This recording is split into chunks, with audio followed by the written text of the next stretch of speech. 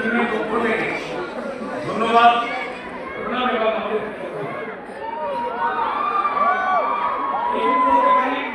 আপনাদের উচ্ছ্বাস, আপনাদের ভালোবাসা, আপনাদের সমর্থন এইটুকু প্রমাণ করেছে যে প্রত্যেকটা মুহূর্তে আপনার বাংলা সিনেমার সঙ্গে সঙ্গেই ছিলেন।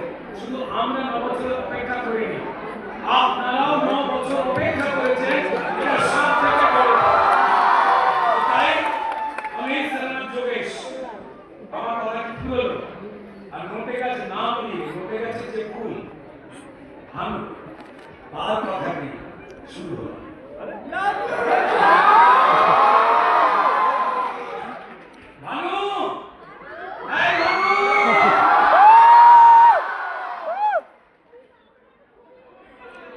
যোগেশ যখন বলছে বাঁচতে হবে,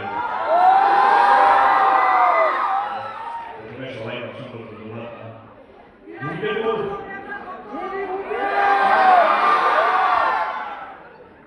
ধূমকেতু আমার মনে হয় আমাদের অনেক ইন্টারভিউ বেরিয়ে গেছে, অনেক আপনারা সবাই কিন্তু জেনে গেছেন আমাদের কাছে ধূমকেতু ছিল না। এইটা আমাদের একটা আবেগ, একটা ইমোশন, যেটা 10 বছর ধরে আমরা আমাদের মনের মধ্যে নিয়ে করছি।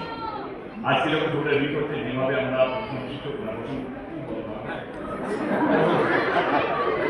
আমার বাংলাটা ঠিক আছে চেষ্টা করবো।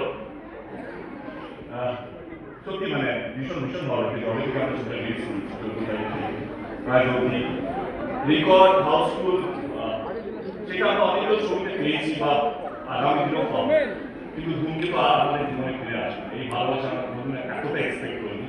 জানবো আমরা ভালো ছবি সাক্ষী হতে চলেছি, ভালো ছবি বানিয়েছি, কিন্তু এইভাবে আপনারা ভালোবাসা দেবেন, এইভাবে ছবিটাকে আপন করে নেবেন, সেটা ভীষণ একটা স্মরণীয় একটা জিনিস আমাদের কাছে।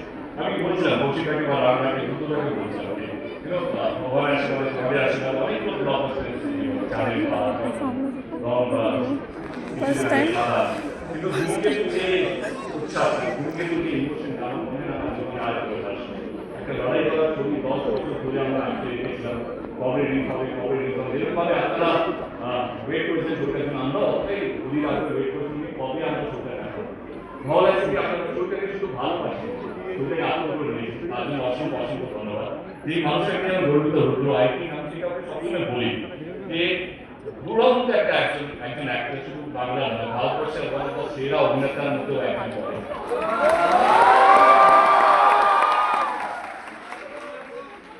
এটাও বলেছি সোশ্যাল মিডিয়া কবিতাটা কম বা ফ্লোরের শুটিংটা একটু বেশি কম। প্রত্যেকের নিজস্ব একটা আইডিয়া আছে, সেখানে আমি কোনো ঢুকি না, ঢুকতে চাইছো না। কৌশিকদাকে ধন্যবাদ যে আমাকে এরকম একটা ছবি দেওয়ার জন্য, রানা সরকারের ধন্যবাদ এরকম একটা ছবি প্রযোজক